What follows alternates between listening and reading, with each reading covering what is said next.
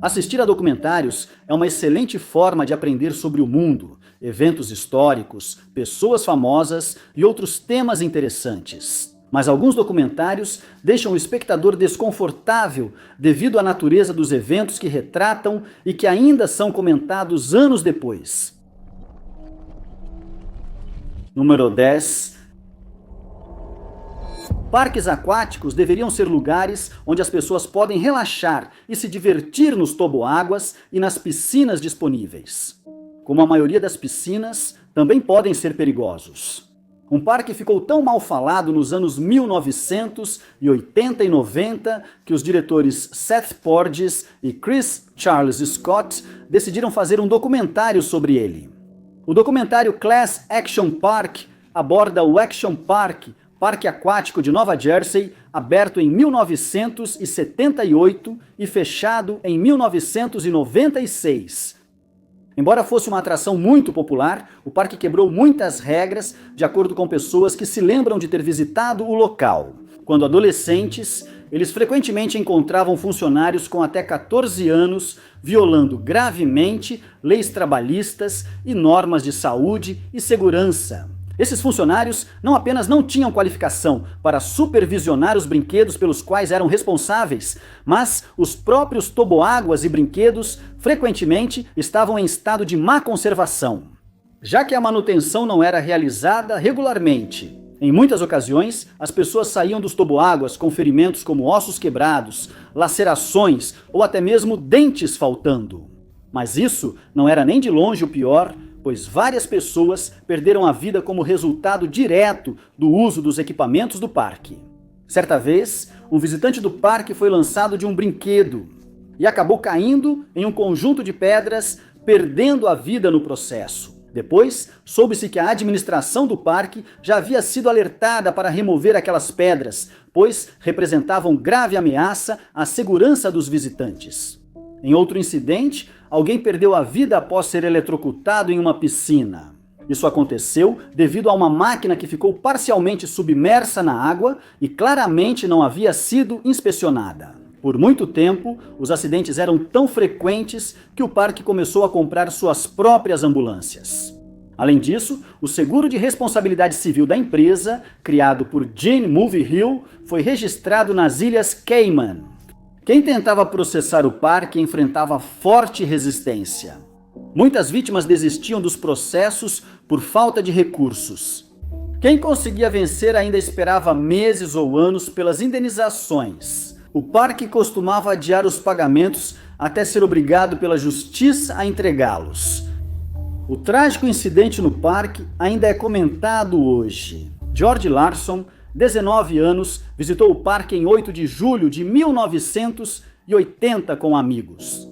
Em determinado momento do dia, ele decidiu encarar o famoso Alpine Slide, que tinha 823 metros de comprimento e exigia que os visitantes descessem usando um pequeno trenó. Mas os freios do trenó que George estava usando estavam quebrados e ele saiu da pista. Ele rolou o morro abaixo e bateu a cabeça nas pedras. Ele foi levado às pressas para o hospital, mas faleceu no dia 16 de julho daquele ano. Sua família recebeu $10 mil após descobrirem que o seguro de responsabilidade civil do parque era falso. E só depois, Mulvihill fez de tudo para culpar George por aquele acidente. Embora o parque de ação coletiva não se concentre apenas nos aspectos negativos do parque, a maioria das pessoas está aliviada por ele ter sido fechado para sempre. Número 9. Os Assassinatos de Cheshire é um documentário da Home Box Office criado por Kate Davis e David Hillbrunner, que foca no crime horrível cometido em Cheshire, Connecticut, em 2007. Os detalhes do caso são chocantes e os dois diretores foram elogiados pela forma como lidaram com o assunto. No domingo, 22 de julho daquele ano, a família Petty foi à igreja. Depois disso, Jennifer Rock Petty e suas duas filhas, Micaela e Hayley, foram à praia para aproveitar um tempo ao sol. William, o marido de Jennifer, foi a um campo de golfe local para jogar uma partida. E nenhum deles poderia prever que esse seria o último dia que passariam juntos. Após um dia agitado, eles dormiram e na manhã seguinte foram lançados em algo que parecia um filme de terror. Mais tarde, descobriram que Jennifer e Micaela foram ao supermercado comprar ingredientes antes do jantar na noite anterior. Enquanto estavam lá, Joshua Komisojewski as escolheu como alvos e as seguiu até em casa. Às 3 da manhã, ele e um cúmplice, Stephen Hayes, invadiram a casa da família e imediatamente atacaram William. Eles o agrediram com tacos de beisebol e depois que ele foi imobilizado, amarraram Jennifer e as 2 filhas. William foi trancado no porão da casa e 6 horas depois, Jennifer foi forçada a entrar em um veículo. Os 2 criminosos então a levaram até um banco onde ela foi obrigada a sacar $15.000. Mas, pensando rápido, ela conseguiu rabiscar um bilhete em um pedaço de papel e o gerente do banco foi avisado da situação. Ele ligou para o 911 e informou à operadora que Jennifer e sua família estavam sendo mantidos em cativeiro por 2 homens. Ele disse que Jennifer mostrou uma foto das filhas e implorou para que ele acreditasse nela. Felizmente, ele percebeu que ela estava em sério perigo e não pensou 2 vezes antes de alertar as autoridades. Infelizmente, a polícia foi ao banco antes de ir até a casa da família Pett. E quando eles chegaram, o crime já havia acontecido. Jennifer foi encontrada sem vida e foi determinado que ela havia sido estrangulada após tirar a própria vida. Joshua incendiou a casa com gasolina, causando a morte de Hayley e Micaela por inalação de fumaça. Eles então fugiram, deixando William no porão com ferimentos graves. Mas ele conseguiu sair da casa a tempo, apesar de suas pernas ainda estarem amarradas. Ele conseguiu fornecer à polícia detalhes do crime e descrições dos 2 agressores. Joshua e Hayes foram localizados e presos, após o que foram acusados de sequestro, roubo e agressão. Joshua também foi acusado de incêndio criminoso por atear fogo na casa. O júri levou 5 dias para chegar a um veredicto contra Joshua, e após ser considerado culpado de todas as acusações, ele foi condenado à execução. Número 8.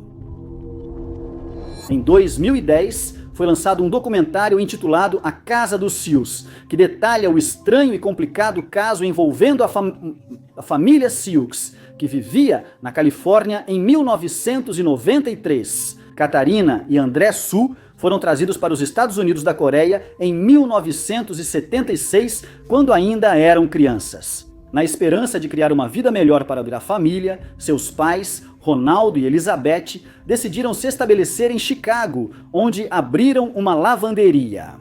Em certo momento, eles pediram aos vizinhos para serem padrinhos das crianças, mas os vizinhos não acharam que fosse uma boa ideia. De acordo com André, seu pai era um homem rigoroso que exigia muito de sua família. Isso gerou tensão entre ele e Katarina, que achava as regras dele injustas. Ela não podia namorar homens não coreanos ou curtir a vida, mas Ronaldo via isso como insubordinação. Logo, os 2 começaram a se odiar. Ele a agredia com frequência por desobedecer e, certa vez, tentou atear fogo em si e em Katarina. William era um aluno exemplar, jogador de futebol americano e presidente do corpo estudantil, deixando seu pai orgulhoso. Sua vida já estava definida, pois ele ganhou bolsa integral na faculdade de Providence, em Rhode Island. Mas em 1985, a vida da família pioraria. Quando Ronald foi diagnosticado com câncer, ele sabia que não tinha muito tempo de vida e pediu para André cuidar da família depois que ele se fosse. Nessa época, ele e Katarina não se davam bem, pois suas personalidades começaram a conflitar. 2 anos depois, Elizabeth perdeu a vida durante um assalto que deu errado na lavanderia da família. E assim Katarina foi nomeada como guardiã legal de André. Ele iria para a faculdade, enquanto Katarina começava a namorar Roberto Odebain. No início, esse arranjo funcionava, mas após André voltar do 1º ano de faculdade, tudo tomou um rumo sinistro. Katarina, de alguma forma, o convenceu de que Roberto era o responsável pelo ataque a Elizabeth e que ele precisava pagar pelo que havia feito. Ela acrescentou que ele a havia agredido em várias ocasiões e que tinha um vício em jogos de azar, causando estragos nas finanças deles. Após sua insistência, André decidiu que precisava tirar a vida de Roberto e Katarina lhe forneceu os meios para isso na forma de uma arma de fogo. Ele foi até a casa de Roberto e o esperou na garagem. Quando Roberto chegou, André disparou 2 vezes e se matou. Depois, ele pegou a carteira dele para simular um assalto antes de fugir. Em poucos dias, os investigadores descobririam o ocorrido e prenderiam os 2 irmãos. Catarina, em liberdade sob fiança, fugiu para o Havaí, adotou o nome Tiffany Escada e começou a namorar o personal trainer Kilmer Beck. Mesmo assim, ela foi condenada pelo crime e sentenciada à prisão perpétua. André também foi considerado culpado e conseguiu evitar a pena de morte graças ao fato de estar sendo manipulado por sua irmã. Mas ele também passará o resto da vida atrás das grades. Número 7. A mineração é uma das profissões mais perigosas do mundo e é preciso um tipo de pessoa muito específico para fazer carreira longa nisso. Os mineiros atuavam em grandes profundidades e altas temperaturas, enfrentando riscos constantes como desabamentos, inundações, gases tóxicos e explosivos defeituosos. O documentário Harlan N., Condado Estados Unidos da América, narra a história de mineiros que, em 1973, trabalhavam na mina de carvão Brookside, no condado de Harlan, Kentucky.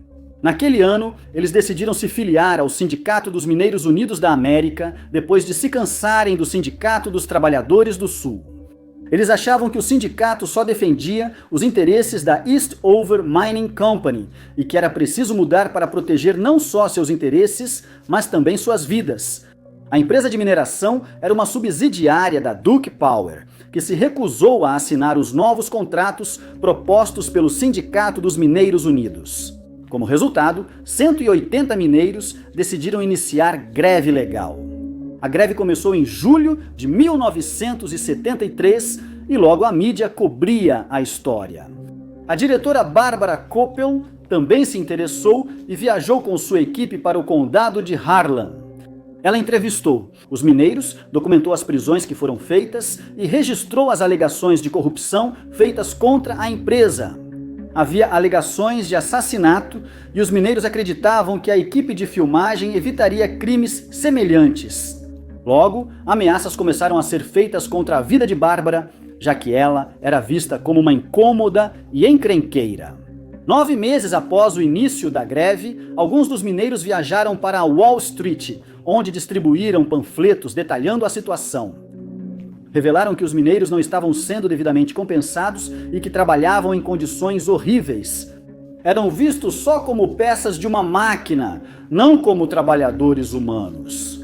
Além disso, vários ex-funcionários da mina haviam contraído pneumoconiose e vários faleceram devido à condição. Outros perderam a vida em desabamentos de teto que poderiam ter sido evitados se os procedimentos de segurança adequados tivessem sido seguidos. Em vários incidentes, os mineiros foram ameaçados com armas de fogo, mas eles produziram as suas próprias em sinal de desafio. A violência era diária entre trabalhadores, polícia, fura-greves e guardas na mina. A situação tomou um rumo fatal quando um supervisor chamado Billy C. Brunner atirou e tirou a vida de um mineiro chamado Lawrence Jones. Isso colocou a greve em destaque nacional e meses depois, mais 2 mineiros ficaram feridos durante um confronto que escalou para disparos de armas de fogo. A greve durou 13 meses inteiros, após os quais a Duke Power não teve escolha a não ser aceitar as exigências. Os mineiros foram finalmente aceitos no sindicato. Eles receberam um aumento salarial e melhores regulamentações de saúde e segurança foram implementadas. Número 6. Muitos conhecem o caso de Charles Manson, responsável por várias mortes em agosto de 1969. Manson já faleceu, mas continua sendo um dos assassinos em série mais famosos de todos os tempos, apesar de nunca ter tirado a vida de ninguém com as próprias mãos. O documentário Minha Vida, depois de Manson, acompanha a vida de Patricia Krenwinkel, uma das seguidoras de Manson, quem cumpriu as ordens dele naquela noite e como lidou com os crimes após ser presa. Ela também fala sobre sua infância em Los Angeles, Califórnia, e o fato de ter sofrido de baixa autoestima como resultado do bullying. Seus pais acabaram se divorciando, depois disso ela ficou com o pai enquanto ensinava catecismo e por um tempo ela considerou ser freira. Mas ela decidiu se mudar para a casa de sua meia-irmã em Manhattan Beach e começou a trabalhar como balconista. E foi aqui que ela conheceu Charles Manson em 1967. Ela logo se deixou encantar pelo charme dele e, junto a outros, foi convencida a se mudar com ele para São Francisco. No ano seguinte, ela, Manson e sua família, como chamavam o grupo, mudaram-se para Spun Beach, no Vale de San Bernardino, onde usaram substâncias ilegais e ouviam as palestras dadas por Manson. Então, na noite de 8 de agosto de 1969, Manson ordenou que vários membros de sua família, incluindo Patrícia, fossem até a casa de Roman Polanski e sua esposa, Sharon Tate. Polanski não estava em casa na época, mas havia mais 4 pessoas presentes. Eles receberam ordens para tirar a vida de todos na casa, e o grupo estava determinado a fazer exatamente o que lhes foi mandado.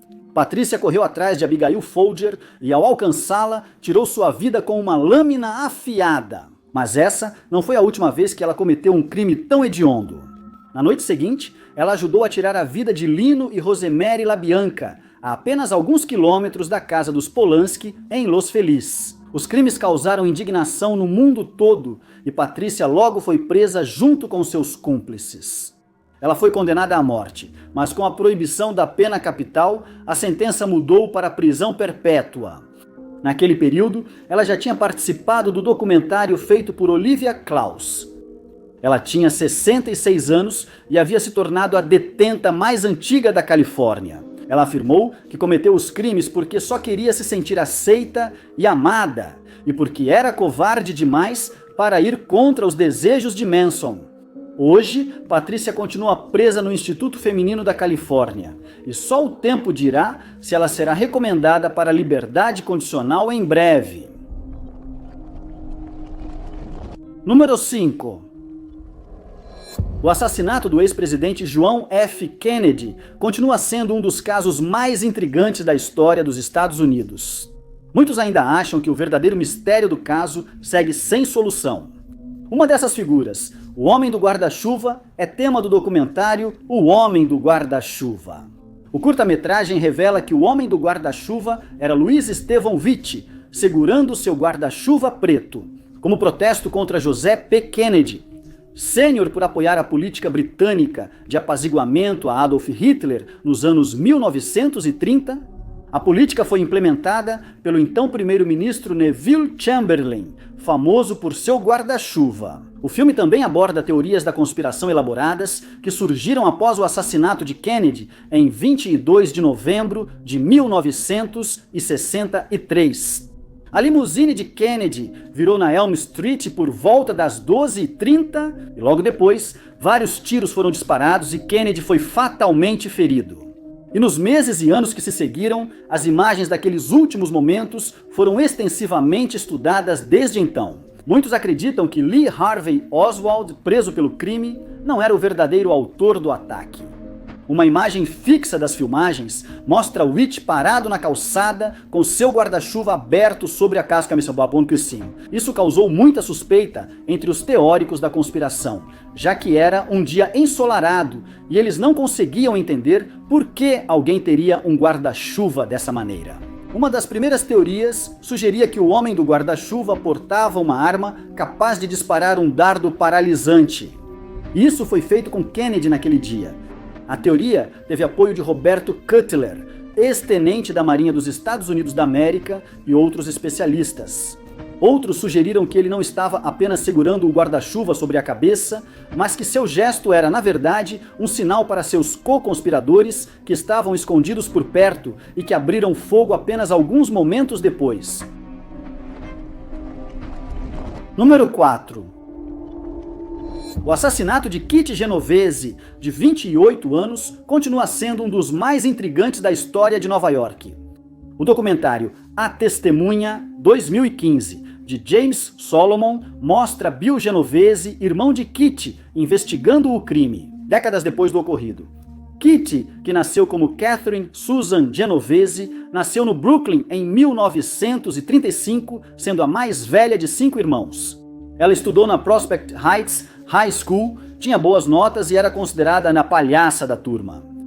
Ela terminou o ensino médio em 1953, após o que sua família decidiu se mudar para New Canaan, em Connecticut. Isso aconteceu depois que a mãe de Kitty viu alguém perder a vida em uma rua do Brooklyn e ela não se sentiu mais segura lá.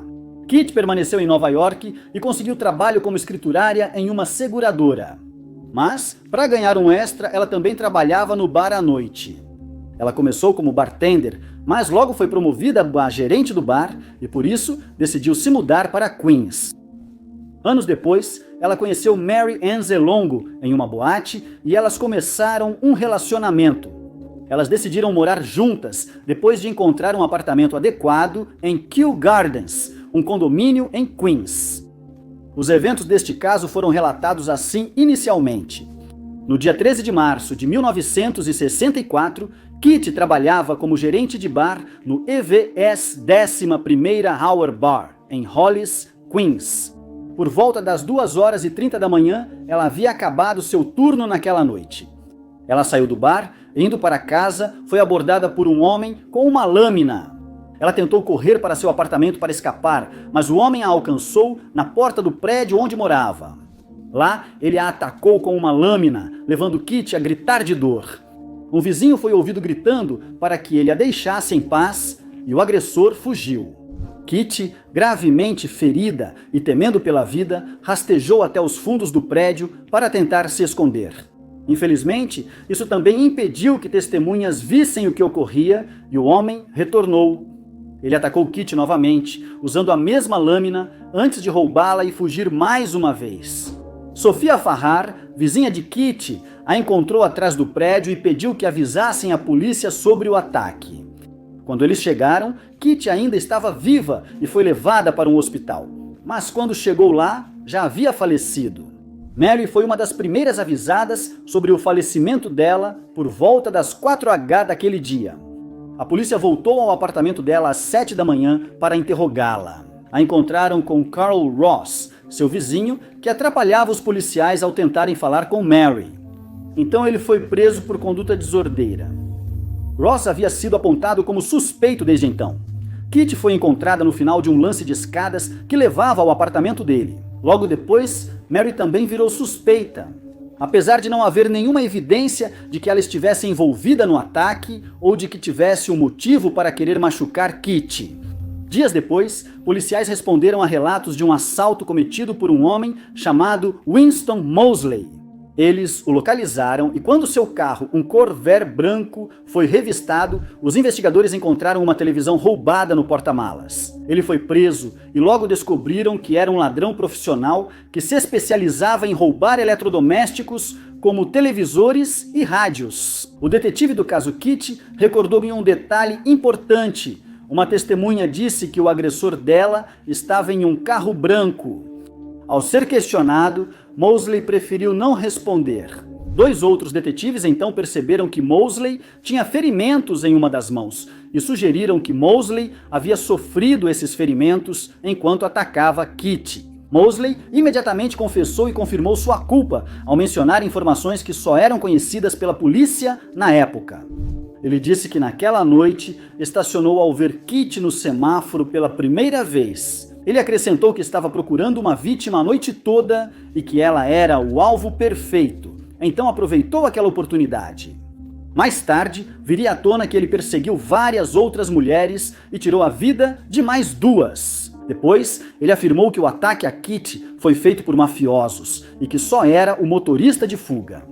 Suas alegações foram rejeitadas, ele foi considerado culpado e condenado à execução, mas a sentença depois foi comutada para a prisão perpétua. Ele faleceu em 28 de março de 2016, aos 81 anos de idade. Número 3. Em 2010, a British Broadcasting Corporation lançou o documentário Loucura na Faixa Rápida. Ele relata o caso bizarro de 2008 das gêmeas suecas Sabina e Ursula Eriksson na rodovia M6, na Inglaterra. Grande parte disso foi registrada por câmeras. Em 16 de maio, após saírem de Liverpool, as irmãs gêmeas agiram de forma estranha no posto de serviço de Kiel. A polícia as interrogou, mas considerou que estavam seguras.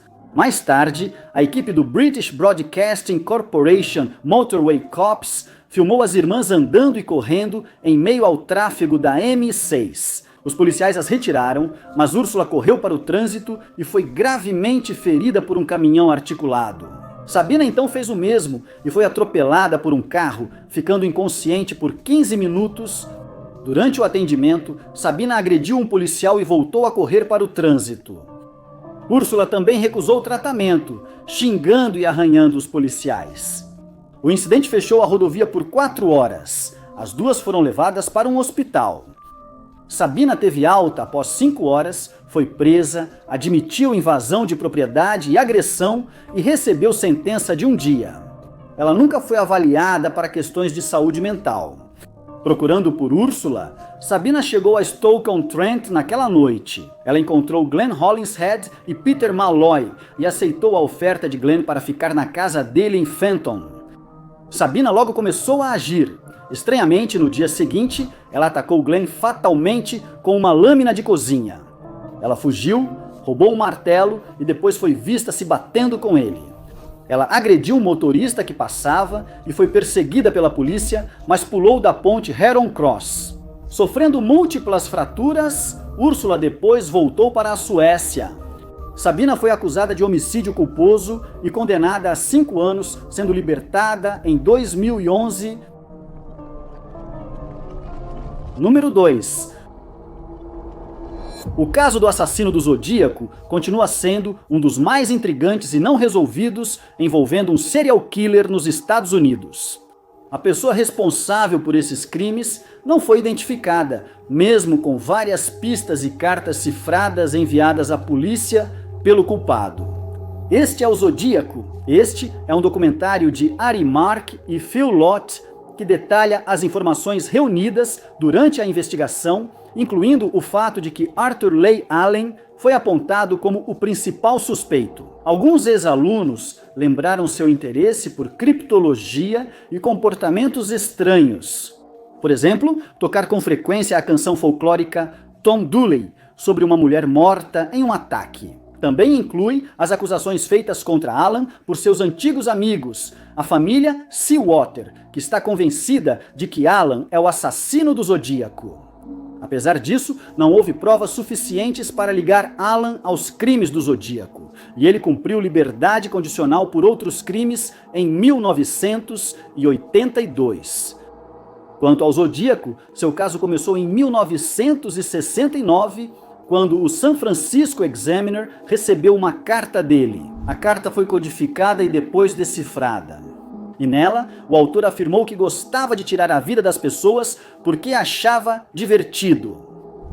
Segundo a linha do tempo dos investigadores, o culpado matou David Faraday e Betty Lou Jensen em Benícia em 20 de dezembro de 1968. Em julho do ano seguinte, ele atacou Darlene Ferron e Michael Maggiò com uma arma de fogo, e Darlene faleceu enquanto Michael conseguiu sobreviver. No dia 27 de setembro daquele ano, ele atacou Cecilia Shepard e Brian Hartnell com uma lâmina no condado de Napa. Dessa vez, Brian sobreviveu enquanto Cecilia perdeu a vida. Menos de um mês depois, ele tirou a vida de Paulo Stein em São Francisco com uma arma de fogo. Acredita-se que ele matou pelo menos 37 pessoas. Até 29 de janeiro de 1974, ele enviou várias cartas cheias de erros ortográficos à imprensa e à polícia, zombando por não conseguirem identificá-lo e prendê-lo. Foram identificadas 15 correspondências e dos 4 códigos enviados, 2 foram decifrados. Infelizmente, não deram mais pistas sobre sua identidade. E os 2 cifrados restantes são muito curtos, tornando-os quase impossíveis de resolver. Desde então, o caso foi marcado como inativo pelo Departamento de Polícia de São Francisco, embora ainda esteja sendo investigado pelo Condado de Napa. Número 1. Ônibus 174 é um documentário dirigido por José Padilha, no qual os eventos em torno de um sequestro de ônibus fracassado no Brasil, no ano 2000, são recriados. Mas também detalha a situação das crianças de rua no Rio de Janeiro e os aspectos menos desejáveis daquela cidade. Os acontecimentos de 12 de junho iniciaram logo após as 6h da manhã, quando Sandro Barbosa de Nascimento, de 21 anos, entrou no ônibus número 174 no Jardim Botânico, no Rio de Janeiro. Para assaltar os passageiros a bordo, ele sacou uma arma e pediu que ficassem calmos enquanto recolhia seus pertences. Enquanto ele fazia isso, um passageiro chamou a atenção de policiais militares que passavam e eles pararam o ônibus. Isso resultou em uma tensa situação de reféns, já que Nascimento se recusou a sair do ônibus e começou a ameaçar a vida dos que estavam a bordo. A situação logo se espalhou e em pouco tempo o ônibus foi cercado por policiais e imprensa. Nascimento exigiu que a polícia lhe fornecesse armas e um motorista que pudesse ajudá-lo a escapar.